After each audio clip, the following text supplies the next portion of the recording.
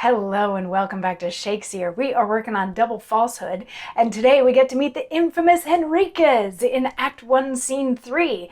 Now, Henriquez is the son of the Duke, but he's been staying away from court for a while, which is causing his father a little bit of distress. He doesn't know why his kid won't come home.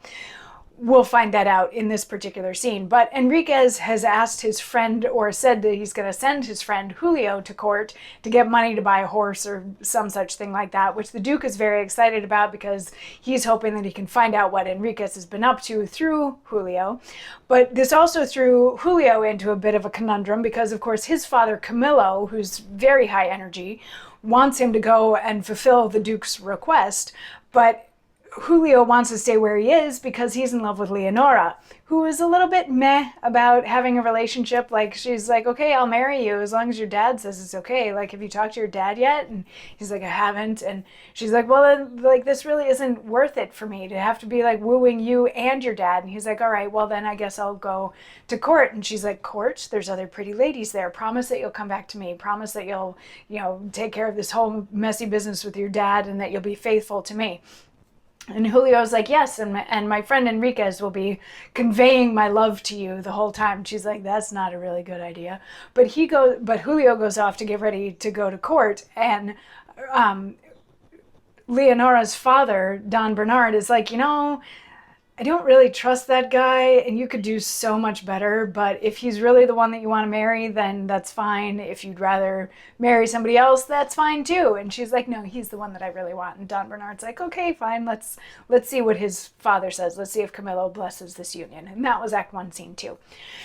Act 1, Scene 3, we get to meet Henriquez, and he is outside a house, and he's got some musicians with him, and he's like, where's the lights? And they're like, I'm bringing the lights, and he says, let him not come too near. This maid, for whom my sighs ride on the night's chill vapor, is born most humbly, though she be as fair as nature's richest mold and skill can make her, mended with strong imagination. But what of that? The obscureness of her birth cannot eclipse the luster of her eyes, which make her all one light. Strike up, my masters, but touch the strings with a religious softness. Teach the sound to languish through the night's dull ear, till melancholy start from her lazy couch and carelessness grow convert to attention. And then music starts playing. She drives me into wonder when I sometimes hear her discourse. The court, whereof report and guests alone inform her, she will rave at, as if she there 7 reigns had slandered time.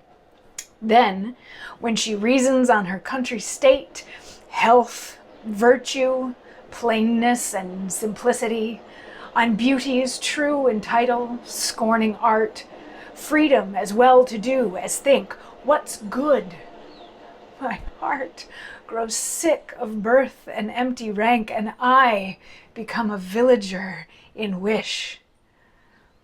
Play on.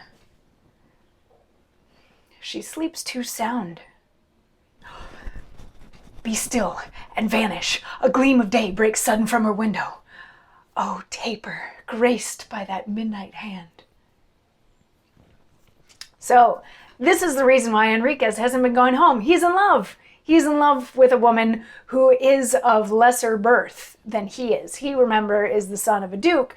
This woman is of regular status in society. She is not a noble person, but he's in love with her. He thinks that she's so beautiful and she's so wonderful. So he has hired these musicians to come and play outside her window to try to wake her up. But he wants it to be, beautiful and melodious and a very gentle waking up of her. And then, the music starts playing very softly, very gently, very beautifully. And then he starts talking about how wonderful she is.